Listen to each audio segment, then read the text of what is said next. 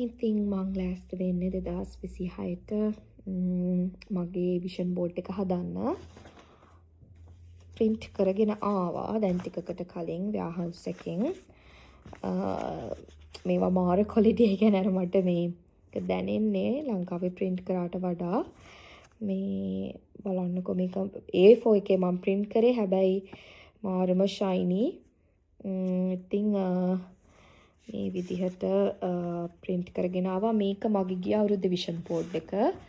මේක නම් නිකන් ඕල් ටයිම් තියෙන්න ඕන එකක්. හැබැයි මේක මගේ ගිය අවුරුද්දේ විෂන් බෝඩ් එක ඉතින් හිතපු විදිහට ගොඩක් ඇචීව්මන්ට්ස් කරා. මේක ඇරෙන්න චාටර්ඩ් එක කම්ප්ලීට් කරන්න බැරුව ගියා මට. හැබැයි මගේ ප්‍රොමෝෂන් එක හරි ගියා. මගේ ජොබ් එකේ අප්ග්‍රේඩ් එකක් සිද්ධ වුණා. නිව්සීලන්ඩ් ඩ්‍රයිවර්ස් ලයිසන් එක ගත්තා. හෙල්දි යම් තාක් දුරකට හෙල්දි වුණා.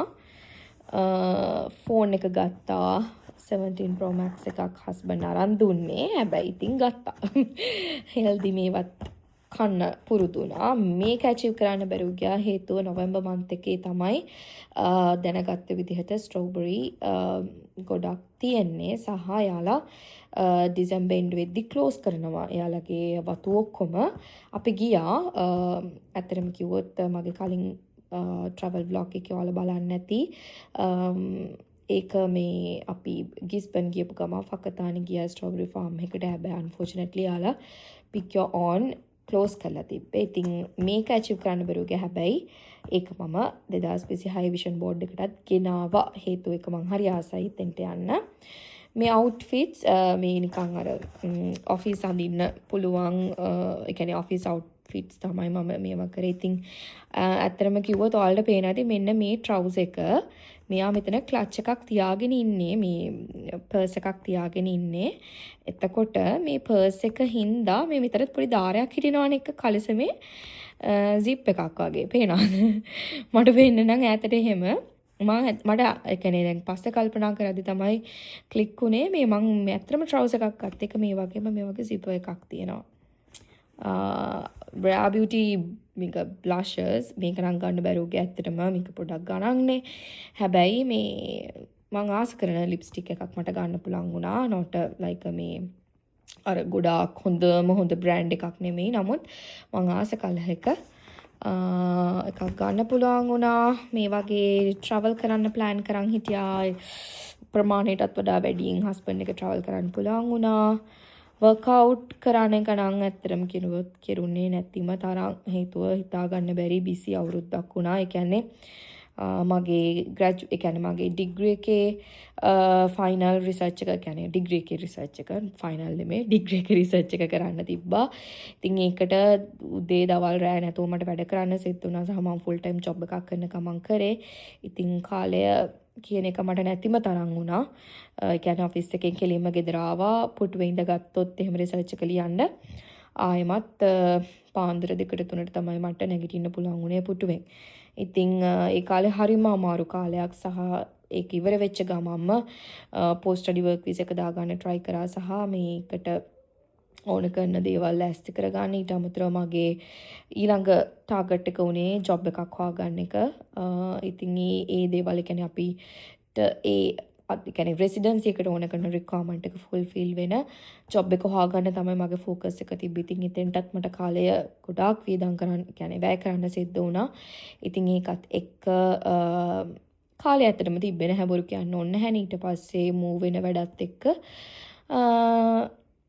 ඒක එහෙමම මග ඇරලා ගියා. හැබැයි කරනවා නම් විතර ධෛර්ය අරගෙන කරන්නත් තිබ්බා. හැබැයි මං කරේ නැහැ. ඉතින් සක්සස් අවුරුද්දක් ඩිග්‍රී එක ෆිනිෂ් කරා. සක්සස් අවුරුද්දක් ගොඩාක් ඇචීව්මන්ට්ස් ගොඩක්ම නිව්සීලන්ඩ් වල ජොබ් එකක් ෆුල් ටයිම් සෙකියුර් කරගන්නවා කියන එක හරිම චැලෙන්ජින් දෙයක්. ඉතින් ඒක මට ලකිලි මගේ ප්‍රොෆෙෂන් එකටම අදාළව ගන්න පුළුවන් වුණා. සක්සස් අවුරුද්දක් ගොඩක් හાર્ඩ් වර්ක් කරපු අවුරුද්දක් අඬපු අවුරුද්දක්. ඊළඟට මෙන්න මේ දේ මට ගොඩක් ආස වුණේ මෙහෙම මල් පොකුරු ලැබෙන්න. අර මට කොහෙද හරි මං අහලා තියෙනවා මේ ජීවත් වෙලා ඉන්න කාලේ හම්බෙන්නේ නැති මල් පොකුරු මරුණාම මොකටද මිනිහ වටේ කියලා වගේ එකක්. ඉතින් මං ඇත්තටම ආස කරා. ඉතින් කොහොම හරි ඉතින් දැන් ඒ වගේ මල් පුකුරු මට හම්බ වෙනවා. මේ වගේ ලොකු ඒවා නන් නෙමෙයි ඉතින්. මේක නිකන් ස්පෙෂල් ඔකේෂන් එකකට වගේ ඉත් වැඩි. ඉතින් පුංචි පුංචි මල් පුකුරු සති දෙකකට සැරයක් විතර හම්බ වෙනවා. ඉතින් ඒව මගේ කිචන් ටේබල් එකේ මම ලස්සනට තියලා තියෙනවා වාස් එකක දාලා. මේක යෝගා. මේ ඉතින් අර චක්‍ර මං හරියට මේව දන්නේ නැහැ. ඉතින් චක්‍ර අවදි කිරීමක් නේ තියෙන්නේ. මෙහෙමම නැතත් ගොඩක් mentally stable වෙන්න meditation සහ මේ positive affirmation කියන එක ගොඩක් උදව්පකාර වුණා. YouTube එකේ ගොඩක් වීඩියෝස් තියෙනවා. මමත් ඇත්තට මේවා තමයි follow කරන්නේ. positive affirmation, positive thinking වගේ දේවල්. ඉතින් ඒවල ප්‍රතිඵල තමයි භුක්ති විඳින්න හම්බ උනේ. ඉතින් 2026 එකත් කලින් පෙන්නන්න ඇත්තටම මම එච්චරම කැමති නැහැ. නමුත් අර 2026 ටාගට්ස් ටික ඉතින් දාලා තියෙනවා. ඒක achievements එක පෙන්නන එක තමයි මම හිතන්නේ worth. ඉතින් තව මේ වගේ books ටිකක් ගත්තා. මේව 769ට වගේ තමයි දාලා තිබ්බේ. පොත් මේ B5 books 100 pages තියෙනවා. 769 මේ පොත් 4ක් ගත්තා. මොකද මම දැන් exam කරන්න ඕනේ නිසා ඒකට ගත්තා. ඒ වගේම මෙන්න මේ popsicle sticks ගත්තා. මේක නම් මේ ඇත්තටම ගත්තේ මේ මගේ vision board එකේ board එක වටේට අලවන්න කියලා හිතාගෙන. ඒකට අර frame එකක් වගේ හිටිනවා සහ හොඳට height හිටිනවානේ. මේක ගත්තා. ඊට පස්සේ glue stick එකක් ගත්තා. අමුතරව මෙන්න මේක තමයි ස්පෙෂල් මේක. ඒක රටුණා. මේක ස්පෙෂල් මේක මගේ ඔෆිස් එකට මම ගත්තේ. ඔෆිස් එකේ නෝට්ස් ලියන්න. මට කලින් නිකන් පොඩි පොතක් තිබ්බා. හැබැයි 2026ට අලුත් බුක් එකක් නේ කියලා හිතුණා ඉතින්. මේකේ හරිම ක්වොලිටි $7.98ක් වගේ උනේ ඩිස්කවුන්ටඩ් ප්‍රයිස් එකට දාලා තිබ්බා. මගේ කලින් ඔෆිස් එකෙත් මට මේ වගේ හා සමාන කලර් බුක් එකක් තිබ්බේ. මට ඇත්තට මෙහෙම එකක් ඕන වුණා. මේ මං හරි ආසයි මෙහෙම පාට වලට. ඒක ගත්තා. ওই ටික තමයි ඉතින්. තව චූටි දෙයක් කියන්න. මෙන්න මේක. Boston and Bailey. මේක මේ මියුසික් මම දන්නේ මේක ලොකු බ්‍රෑන්ඩ් එකක් නෙමෙයිද කොහෙද. හැබැයි ෆාමස් එකට ගියපු වෙලාවේ මේක $36ක් හරි ඒ වගේ ගණනකට දාලා තිබ්බා. හැබැයි ඩිස්කවුන්ට් දාලා තිබ්බා ක්‍රිස්මස් එකට. ඉතින් ලකීලි මේ පර්ස් එක මට ගන්න පුළුවන් වුණා $20කට හරි ඒ වගේ 20ක් 21ක් වගේ වුණා. මේ ඒක සාමාන්‍යයෙන් ඉතින් මේ වගේ පර්ස් එකට හොඳයි. මං කලින් ආයතන ටෙමු එකෙන් තමයි ගෙන්නගෙන පාවිච්චි කරේ. ගොඩක් කල් පාවිච්චි කරා මේ පර්ස් එක. ඉතින් worth for money. පොඩ්ඩක් ඉතින් මට ට්‍රීට් කර ගන්න ඕනි කියලා හිතෙච්ච හින්දා මේ වගේ පර්ස් එකක් ගත්තා. හරි අපි චුට්ටක් කතා කරමුකෝ මොකද්ද මේ විෂන් බෝඩ් එක. ඒක මොකක්ද ඇත්තටම සිද්ධ වෙන්නේ කියලා මට අනුව මෙහෙමයි. මම ගොඩක් තියරිටිකලි කියන්න දන්නේ නැහැ. හැබැයි මම මෙහෙම කියන්නම්. ඒකේ මොකද්ද මගේ ජීවිතේට ඇති වෙච්ච වෙනස සහ කොහොමද මම ඒක තවදුරටත් කන්ටිනියු කරගෙන යන්නේ කියන එක ඔයාලට කියන්නම්. ඉතින් මගේ මේ මල් පෝච්චි දිහත් බලාගෙන ඉන්න ගමන් එක ගැන විස්තර අහන්න ඔයාලා. පළවෙනියටම මම විෂන් බෝඩ් එකක් හදන්න කියලා විෂන් බෝඩ් කියන කන්සෙප්ට් එක සහ මොකක්ද එකෙන් වෙන්නේ කියන එක දැනගත්තේ. ඔයාලා දන්නවා ඇති ලංකන් ඉන් මෙල්බර්න් YouTube channel එක කරන අක්කා. එයාගෙන් තමයි මම ඇත්තටම දැනගත්තේ විෂන් බෝඩ් එක මොකක්ද, විෂන් බෝඩ් එක කියන්නේ මොකක්ද කියලා. ඉතින් ඒ අවුරුද්ද තමයි මම පළවෙනියටම හැදුවේ. ලොකු ඒ කියන්නේ ඒකෙන් වෙන්නේ මොකක්ද කියලා තේරුණාට මේ කොහොමද විෂන් බෝඩ් එකට අවශ්‍ය කරන මගේ අවුරුද්දක ගෝල්ස් ටික ගලපගන්නේ කියන එක තේරුනේ නැහැ. පළවෙනි අවුරුද්ද නම් ඇත්තටම කොහොමද සාර්ථකයි. හේතුව මේ අන්රියලිස්ටික් ගෝල්ස් තමයි මගේ තිබ්බේ. මට මතකයි ගයක් හදන්න ඕනේ. අර ඒ වගේ ඒවා තිබ්බ සහ ඒකට එහෙම වැඩ කරන්න ඕනේ කොහොමද කියන එක ගැනත් ලොකුවට අයිඩියා එකක් තිබ්බේ නැහැ. ඊට පස්සේ අවුරුදු වල ලොකුවටම තිබ්බේ මේ මට රට යන්න අවශ්‍යතාවය තිබ්බා. ඉතින් ඒකට විෂන් බෝඩ් එකක් කියලාම හැදුවේ නැහැ. නමුත් නිකන් බ්‍රසීල් බෝඩ් එකක, බ්‍රිස්ටල් බෝඩ් එකක මම නිකන් ෆ්ලයිට් එකක් ඊට පස්සේ මම යන්න ආස කරපු රටේ කොඩියක් අර ඒ වගේ දාලා තිබ්බා. ඉතින් ඇත්තටම කිව්වොත් ඒ අවුරුද්දේ මම ගියා රටට. මගේ මාස්ටර්ස් වලට මම ගියේ. ඒක මාර ඇචීව්මන්ට් එකක් වුණා සහ මේ ඒ අවුරුද්දේ මම ගොඩක් positive affirmation, visualization වගේ දේවල් try කරා. ගොඩක් YouTube වීඩියෝස් තමයි බැලුවේ සහ මගේ කසින් මට ගොඩක් උදව් කරා එකට. එතනදී තමන් මේ පාත්වේ එකේ ඉන්නවා කියන එක හරියට දැනෙනවා.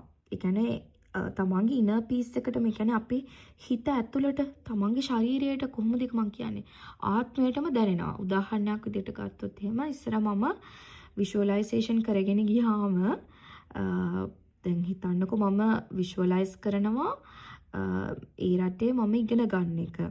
එතකොට ඒ මම ඇවිදගෙන යනවා ඒ බිල්ඩින් අතර ලයිබ්‍රරි එකට යනවා මගේ කම්පියුටර් එක පාවිච්චි කරනවා මේ දේවල් මට මගේ ඇඟිලි තුඩු වලට පවා දැනෙන්න ගත්තා. සහ අපි කියමුකෝ මම මොකක් හරි වීඩියෝ එකක් බලනවා ඒ රටේ තියෙන පාක් එකක්. ඒ පාක් එකේ ඇවිදන් යන එක මම විෂුවලයිස් කරද්දී පස්සේ ඒක මට දැනෙනවා මගේ කකුල් වලට වැලිකට පෑගෙනවා වගේ ඒ ලෙවල් එකටම මම ඇත්තටම කොත් ඩිවෙලොප් කරගත්තා සහ ඒකෙන් මට හොඳ ප්‍රතිඵල තිබ්බා. හැබැයි අර එකම දේ මට ඒක අර කන්ටිනියුවස්ලි කරගෙන යන්න බැරි වෙන ස්වභාවයක් තමයි තිබ්බේ. ඒක තවදුරටත් අප්ග්‍රේඩ් කරගෙන ගියා නම් කන්ටිනියු කරගෙන ගියා නම් හොඳ ප්‍රතිඵලයක් තවත් ගන්න තිබ්බා. නමුත් ජීවිතේ එක එක කාල සීමා එනවනේ අප් ඇන්ඩ් ඩවුන්ස් වෙන.